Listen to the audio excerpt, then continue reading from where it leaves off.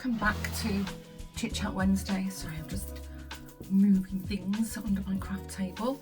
I think it's the third episode, is it? I don't know if I'm giving them numbers. I'm sat here with a cup of tea. This is a cup of tea that my friend Karen gifted me, and it's Twinings Glow, and it's delicious.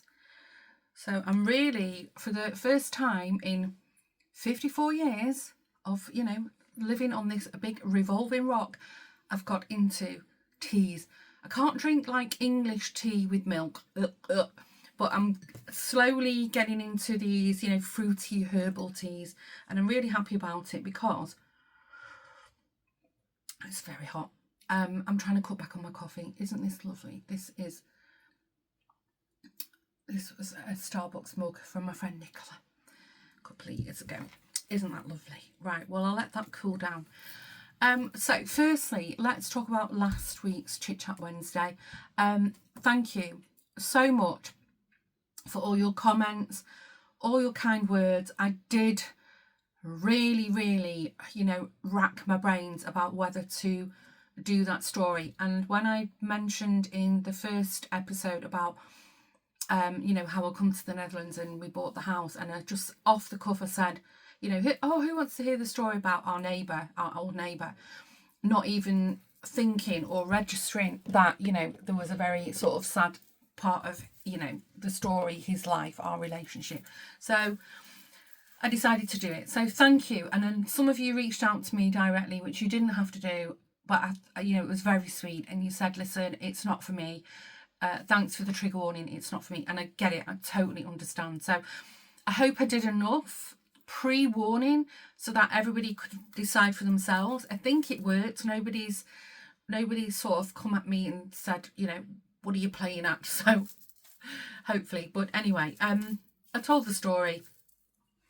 Some of you also very, very bravely shared your stories, which just touched my heart. And, that's the whole point of my channel. It's about a community. And I won't say sisterhood because we do have some menfolk watching us as well. But so it's a sister/brotherhood that we're creating here, and just a safe, open space. So I asked the question, who would like to hear about the childminder? And a few of you said you would. But before we begin, next week's Chit Chat Wednesday is going to be a Q&A. So please don't ask me any questions in this video. What I will do to make it easy to manage them is after I finish filming, I'm going to make a very short little video just saying what next week's video will be. And there in that video, you can leave all your comments. So just stay tuned. Shortly after Chit Chat Wednesday's videos uploaded, either the same day or tomorrow, I'm not sure. There'll be a separate video where you can put all your questions, and I will do my very best to answer them. A few years ago, I did ask if anybody would like a Q&A with myself and Lawrence, and a few of you said you did. This is on my old channel, and Lawrence kind of agreed to it. He doesn't really want to do it. So, and this is my thing, so it's not fair. It appears now and again, but he doesn't want to sit there for, half an hour of, me firing questions at him. So it's better. But if you do have questions for him, I can ask him and then we can address it. Anyway, separate little video coming about that. I don't understand what's going on with my... Is that a good height? I don't know. I'm trying not to fiddle. I've got my ring light on. It is absolutely shocking weather. And I'm hoping the ring light will stop this sort of aperture thing with the camera going in and out of focus, which only happens when I'm sat in my craft room and just lighten up. The rooms are really dark. So let's get into it. Firstly, I hope you're all well, wherever you are. I hope everything's well. It's really, as I said, it's very miserable here and it's turned very cold. So, and we've just had a chat with one of Lawrence's brother did a video call, and they have 23 degrees today in South Africa. And he was there all tanned in a t-shirt and with our winter coat. So wherever you are in the world, I hope everything's well with you. And if it's not, sending you a big squishy hug your way. So let's get into it. Now I'm going to try and rack my brains about the timeline of this, and some of you will already know this story. So let's go back in time to the job that brought me over to the Netherlands. And I had been made redundant, and I'd intended to take a year out, and it went into 3 years. And you know, by choice, I had a lovely time. And out of the blue, I got a call. I never forget. I was actually in the changing rooms at the local swimming pool, because William was having swimming lessons at the time. And you know what it's like, and also with boys, and trying to dry him in this hot, humid cubicle. And my phone rang, and it was an agency, an executive search agency in Amsterdam that had been trying to get on their books for quite a few years, and marketing agency. And they called me and they said, listen, we found your CV online. Are you looking for work? So I said, well, kind of. You know, what have you got? So she explained that they needed me to go to this company for maternity cover. So I said, yeah, definitely interested. Send me the info, and you know, we got the ball rolling. Anyway, it transpired that I did get the job, and it was so working self-employed. So I set up my own company, and working via the agency. So the boys are still young, you know, definitely not going to leave them at home. This is like over 12 years ago. So I had a chat with Lawrence about what to do, because prior to me stopping work, they used to go to what they call BSO, which is like an after school.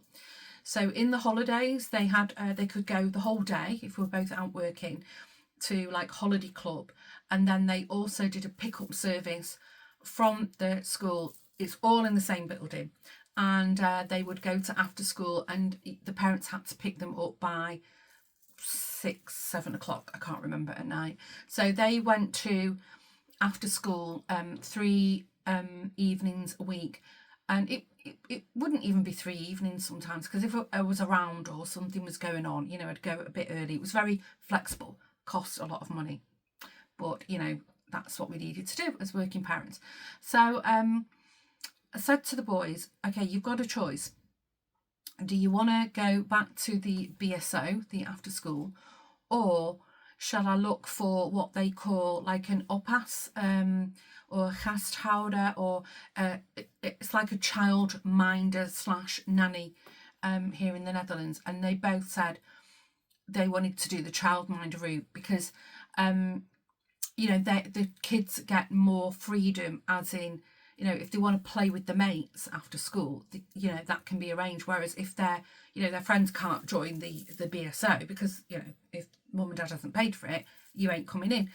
So they both agreed on that. So it's like, okay, so I set the ball rolling. And a friend of mine recommended this lady who lived like, I don't know, 5-6 streets away from where we live. And she said that she'd worked for an ex-colleague of hers, and she recommended her. And so I said, okay, you know, get me the number. And, you know, I reached out to her, and I went, we invited her here, had an interview, and she came across very well. And her name was Belinda. And she had 4 kids herself at the local school. So our local school here, it's 2 schools and the creche after school, all in one long building. And in that is the like the public school and the Catholic school, and then the Protestant school is over out onto the main road kind of thing. So the public school, so it's non-denomination, and everybody has to have a place there by law, so they tend to be a bit overcrowded. And the Catholic school, they use the same facilities of the after school, the creche, the nursery. They share some things like the gym hall, the theatre. They do that. It goes very well between them. They have separate playgrounds and separate teachers and curriculums, etc, etc. And so she explained that she had 4 kids in the public school. So it's like, oh, really nice, a local mummy kind of thing, from the Netherlands, Dutch. and she did many things. She did cleaning, she did like childcare, etc., etc. And she said she was available. So I said, okay. Now this might sound very trusted if you're in the UK, but here it's perfectly normal. I think growing up in the 60s, 70s in the UK, that's how it still kind of is, especially in villages here. A lot of freedom, quite safe, doors unlocked, etc. So I said, well, the arrangement is that you go and pick them both up from school at whatever time, and then they can choose every day if they come back to my house, and then they can have a friend play with them, or they go, you agree that they go to a friend's house and pick them up by the time, you know, I'm due to collect them after work. So she takes them either here or they could go and play at her house, because she had 2 boys as well. So it was very flexible, and she said, yeah, that totally works for me. Well, I'll let the boys decide every day. Maybe they'd get on with my boys. They didn't know each other at the time. And so I gave her a key, which is perfectly normal. And I can hear a lot of you go, oh, she gave a key. Yes, I did. That's how it works here. So I'd been in the new job for, I want to say, I think it was about 6 weeks. And already there were some things, very, very small red flags. I remember picking them up from her place one evening, and she said she'd noticed that had this very expensive silver bracelet. If you're in the Netherlands, you'll know it's Buddha to Buddha, but it's a big, thick, chunky bracelet. And she said, oh, I know somebody who's selling them.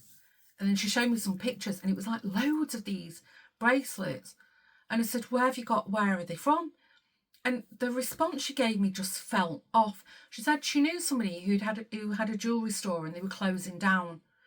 But I don't know, it could be a plausible thing, but some little hairs on the back of my neck went off. And I said, well, no, I'm not in the mood. You know, I'm not in the market, thing for a new bracelet. And I said, I've actually got a lot of jewellery that, you know, I just don't wear. I wear my Buddha to Buddha a lot. You know, I've got Pandoras, I never wear them. I said, so no, better not buy jewellery. Oh, she said. Then that was left. Then one evening, Lawrence went round, and he said there was this guy sat there in her kitchen smoking, and our kids were there. So Lawrence was not happy, and he checked her for it, and he said, if you're smoking around my kids, she said, no, I don't smoke. He said, I don't care if you're having smokers in your house, and then you're only going to look after my kids in my house because they're not coming here. Yeah, sorry, yeah, and da-da-da. And Lawrence said, and the guy was a bit cocky, and he seemed like he'd been drinking, you know, and he was trying to be all, you know, yeah, mates with Lawrence, and he was like having none of it, you know. He's like this stranger.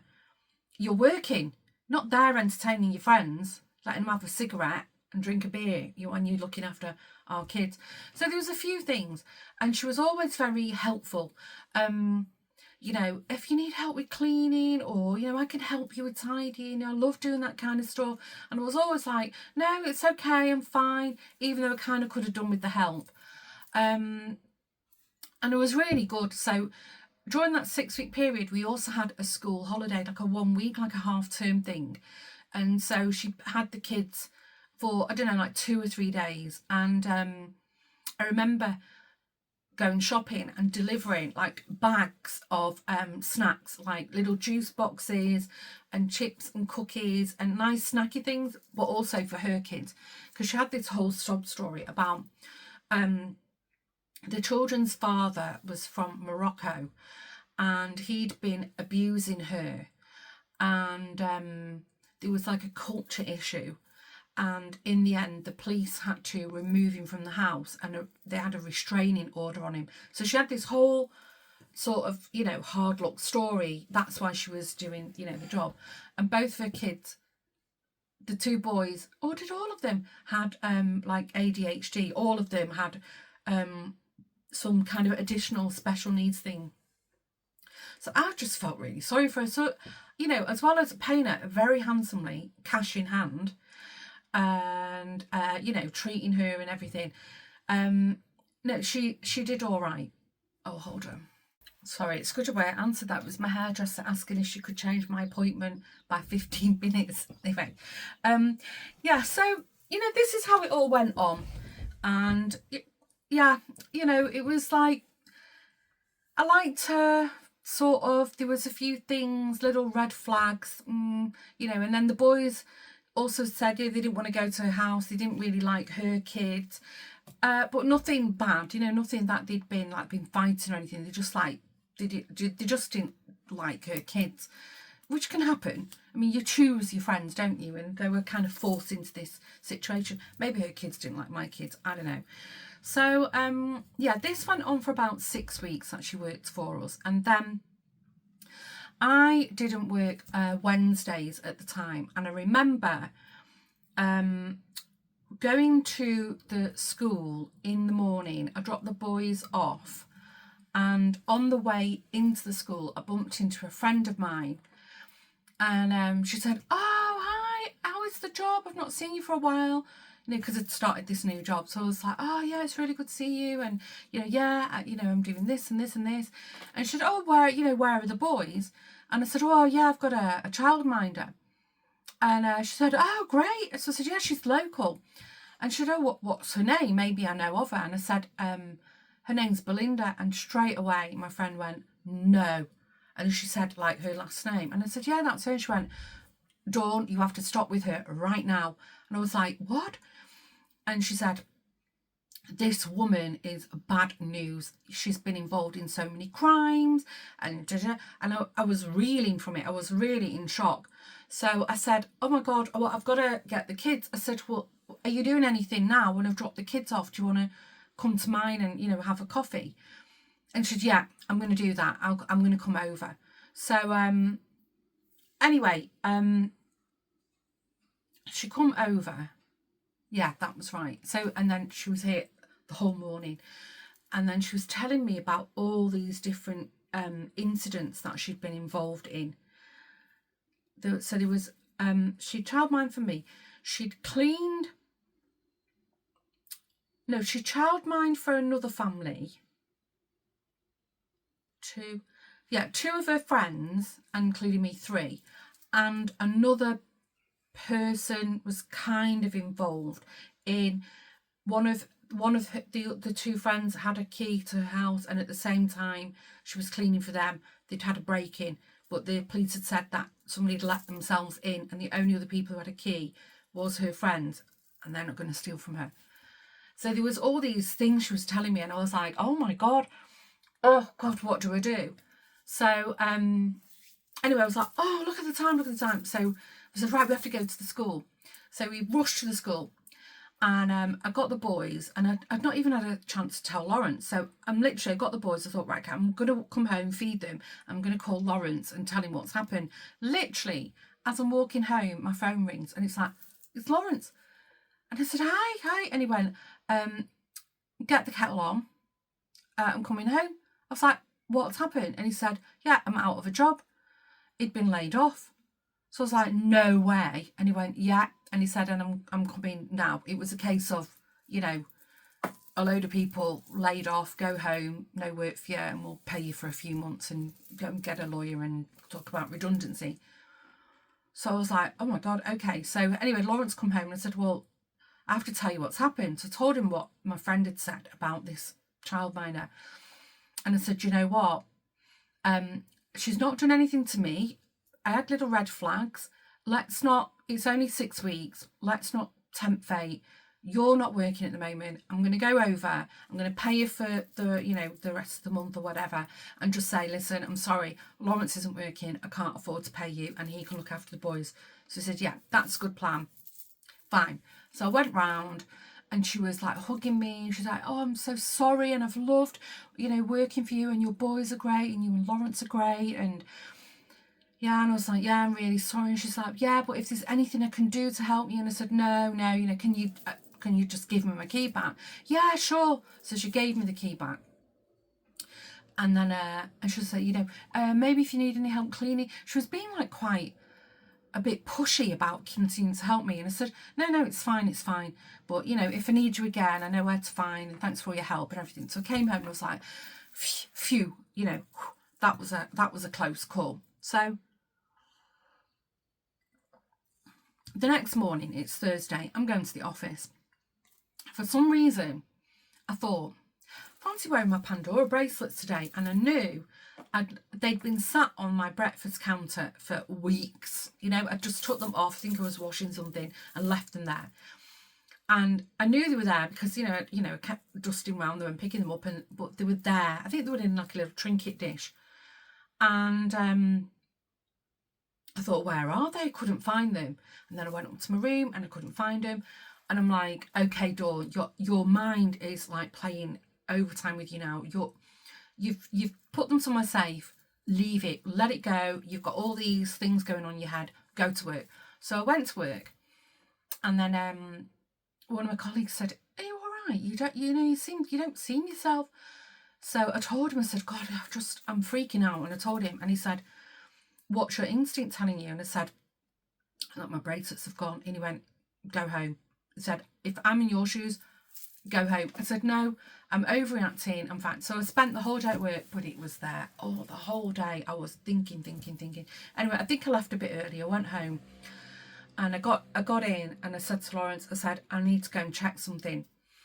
So first of all, I went to where my jewellery box was kept, which was very well hidden. And it was one of these boxes that, you know, with an open lid and a little mirror on the inside. And I opened it. Actually, I'd opened it in the morning looking for my Pandoras, that's right.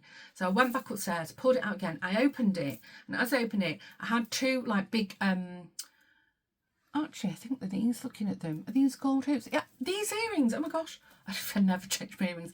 These, I've been changing them over the years, but at the time, these were sat like overlapped with each other on the top as you opened it. And because I was rushing, I'd seen it, and my brain went, yeah, and left it. So I went back to my jewellery box and I opened it. And then I saw the earrings, was like, okay. And then I was like, and I had like little pendants and little like odd earrings, like little bit like some loose gemstones, like a little sapphire that had come out of it, something. And I was like, this thing's missing, what's missing?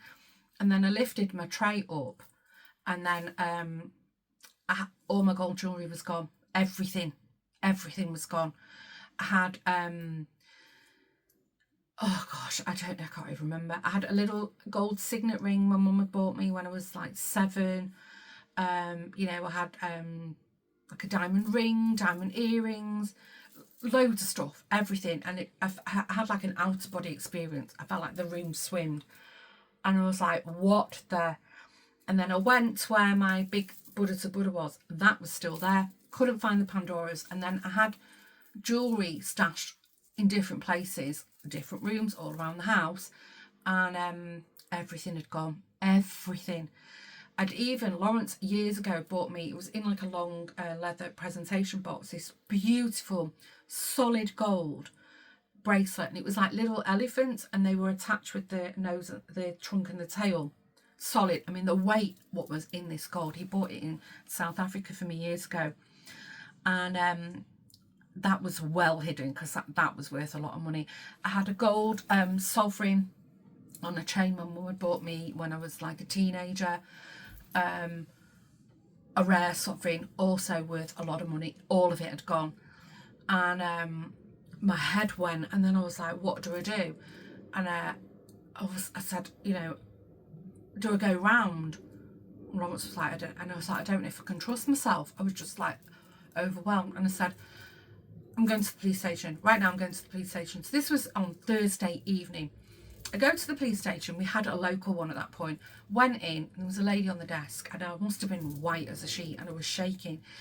And she said, hi, can I help you? And I said, I need to report a theft. And she went, oh, okay, come sit down. I can see you shaking. So I said, yeah, I've got this childminder. And I saw the way, and it was just something like she was sort of like, you know, got this look like, oh, here we go. And then, so I started telling her, and she said, I know who she is. She said, I know her address. And I said, what do you mean? She said, I'm really sorry, but she's known to us. I mean, my head spun. I said, what? So anyway, I was in this interview room. I think I was in there 2 hours, and I was, off the top of my head, I was listing things that I could recall that she taught, what or just wasn't there. And she said, I'm going to warn you now, it's really bad luck for you, but we've been in the process with another jurisdiction of building a case. And she said, and now, she said, we had 4 different families or victims as part of the case, and we've linked all the cases. We were just about to go to the courts with it, and now you've come in your number 5. So she said, I have to tell these other families that there's going to be another delay because we need to add your case to this, which helps strengthen, the case. I get it. But this had been going on for years. So anyway, at that point, we had this neighbourhood policeman, Yurun, he was called. And he comes to the house, and then my friend who'd warned me, she put me in touch with her friends. I kind of did know them, but I wasn't super friendly. So I arranged for the local policeman to come to my house one evening. We drank coffee, and I brought all of us together because at that point we'd not all been linked, but I knew them individually or via. So I brought everybody to our house, and then we spoke about it, and oh my gosh, the stories were just incredible. One of the families, I think they'd gone on holiday and come back, and their entire house was empty. She'd been working with criminal gang. Oh, there was all kinds of stuff. Those bracelets that she was trying to sell me were probably stolen. There were stories of BlackBerry phones were quite big at the time. Because I started talking to, other mums and friends and everything. And then there was stories of, my kid played with so-and-so. And then for his birthday, the kid gave him this BlackBerry. And I said, no, you're not accepting that. But it wasn't new. And little kids giving BlackBerry phones away. It's like giving a brand new iPhone away now. So there was loads of things kept coming out the woodwork. But the police, and this is where I'm really cross, kept saying, don't tell anyone, because I was like, we're putting this all over social media, we're going to name and shame her because, you wait for a new case and then there's more victims. And I said, but you can't do that, and, and privacy, and it'll backfire on you with the case because they'll say that you've been intimidating her and da-da-da. So the advice from the police to all of us, not just me, to all of us was like, keep it to yourself while we build the case. I mean, the most stupidest thing. Anyway, so there was more things kept coming to light. One of them was my digital camera had disappeared. Forensic came and took fingerprints, but there was fingerprints of all over the show, and then this went on and on and on, and then out of the blue, I got a call from some, I don't know, victim support in Amsterdam. And she said, I'm going to show you a photo, but it's a partial photo of some items. Can you take a look at it now? Can you get to an email? So I said, yeah, sure. I was in work at the time. So I opened the email, and there was a photo, and it was just literally, imagine that's like two bracelets, and it was just like a corner of them both overlapping like this. And it was 2 Pandoras, and straight away I said, that's mine. I can tell you exactly what bead is on each of them, and I gave her a whole list. On this one there's a letter J and it's gold, and on that one there's a train, and then this, and she said, right, good. She said, we've got her. I said, what, have you found them? She said, yes.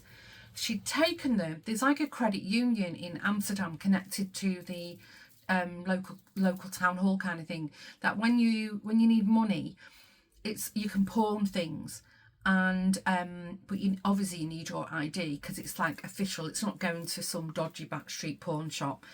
And she at the time, there was all this like gold melting going on. We'll buy your old gold. It was everywhere. I mean, for somebody with sticky fingers, it was very tempting time. And most of my Pandoras were silver or gold and silver mix, so they weren't worth anything for smelting. So she'd pawned them and used her own ID. That's how they got her. So anyway, that's how the police swooped in And they brought her in for questioning and kind of had to let her go, but we're keeping an eye on it. But that's how they nailed her. And then she said in the interview, apparently, this is what was fed back to me, that, so this woman was like super skinny, looked like a drug addict skinny, this gaunt face, and not just like high metabolism. I have a lot of friends, my friends were like really super skinny, like supermodel skinny, but she just looked like ill, well kept, but just haggard. And I would have said in hindsight, she looked like a recovering drug addict. I didn't get a sense that she was on drugs at the time. Women would never have allowed her near my kids. And she lived in a nice home. What I didn't realise is that it was actually like a social rental, so she didn't own it. Because I was saying to Lawrence, God, that house must be worth about 600,000, and and she's stealing, and but actually it was rent free because the government were paying it for her because she had this hard life, stealing and having her kids steal. So anyway, so the Pandoras. Now I'm a big girl. I've thick wrists. My whole life, even when I was very skinny, I still had I needed like extra sized bracelets. And she told the police that I was on hard times, so she bought them off me because I needed the money. And the police obviously didn't buy it. And I said, but they had to question me on it. And I was like, are you kidding me? Firstly, she was in my employment, so who needed the money? Because I'm working, I have a very good job, I have a very good salary. Lawrence had gotten back in work. He works in IT, so his job's very volatile. We don't need to be selling my jewellery. And secondly, she's unemployed on income support with 4 children, and she's working cash in hand because she needs the money. But she had money to buy these bracelets that, thirdly, wouldn't even fit her. So if that was the case, why didn't I just take them to the credit union place and pawn them myself for the same amount of money? It just doesn't add up. And they said no. But the statement, I categorically said that she'd stolen them.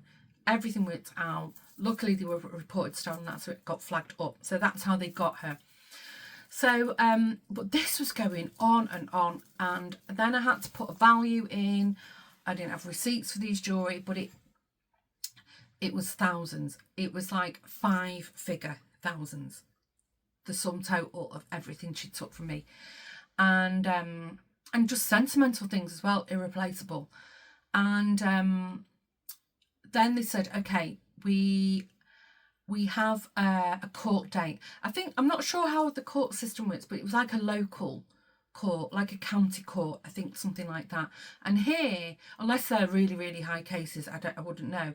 But we never saw a jury.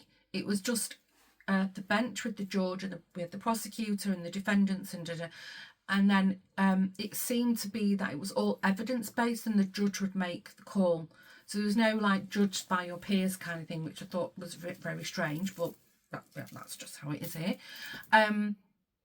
So we went with us and the 2 other families that were directly linked. The other one, they couldn't ever link it, so she just kind of claiming insurance and it fell off the radar kind of thing. So the 3, Lawrence and I went, and then the other 2 couples, we all went to court, and it was really stressful. Anyway, the whole sob story about leniency and what a hard life and and then we all nearly fell off our chair when the judge, her lawyer said, and he asked for extra leniency, that he didn't take into consideration her previous charges because she'd done the same thing before. And we all gasped. We were like shocked. And the other thing is, she was really cocky. She was laughing and she's going, no, everything, all these charges. And then she's looking at a lawyer and she's laughing. And then at some point, one of these judges on the bench, like bang, and then told her off, like really tore into her and said, your attitude, how dare you, all these people behind you, and you've turned their lives upside down, and really give her a proper telling off. We were all 6 of us were like, oh, you know, with the, like, really. And then the tears came, and it was just all a show. And how I restrained myself, I don't know, because literally we were sat here, and there was like a little divider, a little fence here, and she was sat right there. And at some point I said to Lawrence, oh my God, I think I might have to leave. And he was like, you all right? I said, no. I said, I'm just overcome. I had this like red, white, hot anger coming out of me, and I just had visions of me just leaning over and grabbing her. And Lawrence was like, it's okay. We were all hugging each other and holding hands. And one of them was like crying. It was just, it was so traumatic. Anyway, then the case was adjourned. So we all left. I think we went for a coffee or a drink somewhere, and it was just harrowing. It was really harrowing, the whole thing. Now, bearing in mind, you know, we all had children. Josh and William were, you know, they were really traumatised by it. Every time we couldn't find, myself as well, but they kept saying, is she going to come back? Can she get in our house? They were really afraid of it. Not that she'd done anything to them. We quizzed them several times about it. You know, they said no, and we had to go with it, and we were watching for behaviour, and they were fine, you know, they were okay. But it was just the thought of somebody coming into their home, you know, either when we weren't home or when they were asleep. They got really they were afraid of it because they were little at the time. Every time I couldn't find anything, actually up until quite recently, I was still, it's like, you know, a split second. If I can't find something, she flashes into my mind, and it's like, you've just misplaced something. But it went on for years that I wouldn't be able to find something, and it'd be like, oh my God, I'd have a flashback of where I remember last seeing it, like 2 years ago, and she took it. You know, it was just bizarre. If you've ever experienced that, you'll know what I'm talking about. So anyway, this is going on. So then we went to another court, and I think the other couples didn't come. I think one of them had gone through a divorce at this point, and the others, it was just too traumatizing. And Lawrence said, no, let's see it through. So we go off to this court in Amsterdam, and then there was this young girl there, and she had, I never forget, she had this massive big long plait, like almost to her knees sticking out of her head. It was very bizarre. But she was like a budget Kim Kardashian kind of thing, you know, these big long fingernails, caked in makeup. And we were all sat outside the court, and I thought, I'm just going to ask something. So I said, are you here for this case? And she said, yeah. And I said, oh, right. And I said, are you like here for the, you know, the prosecution or defence? And then she told us this whole story. So she was also a victim, unbeknownst to our little local group. And with her boyfriend had all, you know, Cartier, Rolex watches, you name it, cash. And she'd literally cleared them out. Same thing as with us, but she was a cleaner for them. Luckily, they realised the same day or the day after. And her boyfriend had gone and threatened her, and it was all returned. But they still, I think maybe one or two things, they still went official and reported it to the police. But they took like the law into their own hand. And to be honest, I wouldn't have messed with them. They looked a bit, well, I didn't see him, but, and she was at the court because she wanted to see justice. And then it turned out there were 7 cases in total. And that's why it had gone on for years and years and years, because every time there was a new one, then it was added to the case. So I was number 5. After me, there was 2 more. Can you imagine? That's why I was angry at the police saying, don't say anything, because, you know, and it's like, no, by silence just allowed her to continue. So anyway, so that was adjourned again for some reason. And then we finally went to I think it was the Palace from Justice, I think, in Amsterdam. And it was just Lawrence and I just turned up, and we were in this quite a small court. And, you know, it's all in Dutch, obviously, but there was this lady come and sat by us, and she said, are you okay? We were like, yeah. And then she said, I'm one of the judges. I'm not sitting on your case, but I've done the case before and I'm the case after, and I've read your case, and I thought, you know, you're on your own. I want to hear, you know, how it goes, but let me just tell you, I'll help you if there's anything you don't understand. So she sat with us throughout the entire hearing, and this Belinda hadn't even shown up at this point, and so she told us the whole story. And then they said, right, well, this is it now. The sentencing is going to take place, and the victim should be paid out. And then so the case was closed, and then she would have to appear for her sentencing, I don't know, in X amount of time. So then it was all finished, and then the lady said, I'm so sorry. She said, this is a career criminal. She said, I'm glad you got that judge. She said, because, you know, he's no nonsense.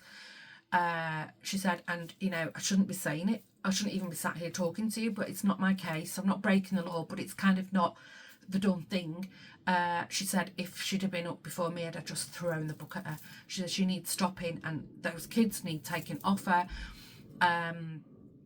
Yeah, what had happened as well, the independent of these stealing off families, she'd done like a moonlight flit, because it was all closing in on her, and she moved to in the same place that my friend Antoinette lives, and she'd got herself a boyfriend, and Antoinette's family, some of them knew him. And I was like, do you know this woman? She's moved, you know, in your area. And they're like, God, he's a really nice guy. And I said, yeah, you have to warn him because, you know, she's trouble and yada, yada, yada. But she'd not given up her, let's say, council house. She'd not given it up, but she'd left. And then what do you think they found in there? A full-on weed farm in the entire house. They raided it. And so she'd been letting the house out to growers, and it was just packed with cannabis plants. There was something with one of her daughters with drugs. It was just really, shocking. All the stories that kept coming out. Anyway, so she left the area. We didn't have anything to do with it. Then I didn't get all my money back. I didn't get reimbursed. But from victim support, what they did, I don't know, it's very bizarre. Still don't understand it to this day. Like, once every year or a couple of years, I'd get like a lump sum, it'd appear in my bank account, and I'd be like, what? And then it was from them. So they were like there's like a victim support pot in the Netherlands, and bits kept being given to me. So I was like thousands out of pocket, but I got something. The Pandoras, you might ask. So it was, for some weird reason, they were given a different case number every time I tried to call. I wanted to claim them, and they had to wait for the case, and so this went on and on for years, and then it was always like an hour on the phone trying to link that they are indeed my bracelets. And as time went on, I said to Lawrence, I don't want them. I just don't want them. They're just like bad energy, bad juju. I don't even want them in my hand, never mind the house. I just got this real thing about them. And I said, I'm stopping now. And if the police contact me one day and say, oh, these belong to you, so be it. But I am stopping. I'm good with it. I don't want them. You know, I've been reimbursed for the Pandoras. So yeah, as you can see, I do have more Pandora bracelets. I've got 2 with charms on, and I've got a bangle Lawrence bought me when he went to Hong Kong. So these are all fresh, brand new memories. And technically I have owned 5 Pandora bracelets, but I've only got 3, and these are loved and I'm happy with them. So yeah, she's still in the area where Antoinette lives. I think she's never seen her. Luckily I've never seen, we did see her once. This was not long after it happened, and it was around Christmas time, and the shops were very busy. There was me, Lawrence, and I think both the boys were with us, and we went to a jewellery shop because Lawrence said, let me buy you some jewellery for Christmas, because everything was gone, and try and build up my jewellery again. So we were in this store in Hoofddorp. It's called the Sparnij, a jewellery store, and it was packed. It was so busy. It was a Saturday, and we were looking around, and then all of a sudden one of the boys, I forget which one, shouted, "Mum," across the store, and I looked, and he went, "There's Belinda." And I looked, I think I'd been looking at a counter, and we all looked up, and I caught sight of her, and she had one of her boys with her, and she saw me, and then I think somebody walked in front of me, and literally as it cleared, because I was trying to sort of push past, I don't know what I was going to do, she disappeared. So I ran, I managed to get out the shop, I ran, and I looked up and down, and she just disappeared. And then whichever one of the boys had seen her had said she was with her son. The lady there was a shop assistant helping her, she'd left the key in it was like a cabinet, and it looked like an exchange between her and her son, like this, and then Belinda was distracting her, and then as they said, "Mom," the shop assistant had enclosed, and then she'd ran out the shop. So I went to the shop assistant and said, I explained very, very quickly what was going on, and I said, check the cabinet. And she said, "Oh my God, yeah, I was very distracted." And she said, "No, it's all here." And she said, "Oh, thank you." But yeah, that was the closest I'd seen. And I said to Lawrence, I don't know what I would have done if it had got her. I don't know. I just don't know. Best not to think about it. But yeah, that's the story of my childminder. Anyway, I hope you enjoyed it. I'm fine. I mean, yeah, she didn't take these earrings because it was like a decoy. I mean, how smart is that? She'd left them that it's not roused suspicion. And thank goodness it was only 6 weeks. It could have been a lot worse. I mean, okay, all my jewellery had gone, but, these other people, she'd obviously sold the key to criminals, and maybe my house was emptied, and yeah, so, it's better, okay, I lost a lot of sentimental things. We had trust issues for many, many years, a lot, but we kind of made peace with it now. I know who she is, she's not in my vicinity. She's nowhere near my village, my town, the area. So yeah, it's kind of, let it go. And yeah, Lawrence is a darling, he's been over the years. I mean, go through phases. Sometimes I like gold, sometimes I mix them, sometimes I like silver. But, over the years, he's been buying me little bits and pieces. I mean, okay, these are not real. He bought them for me. But, lovely pendant with their names engraved on it. I've got, I think Mum and Estelle bought me a lovely diamond ring, so I've got slowly building things up. So I'm happy with how things are. But yeah, let me know, are you still here at the end? That was today's Chit Chat Wednesday. Has anything happened to you like that? I mean, how shocking.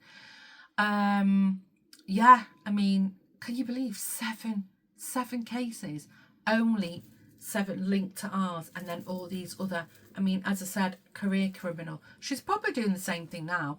The only thing I can kind of take a little bit of comfort from is that, I've told Antoinette and she's told her friends, and, just that's how it, word of mouth, and just, because she'll do it again. She can't help herself, vile woman.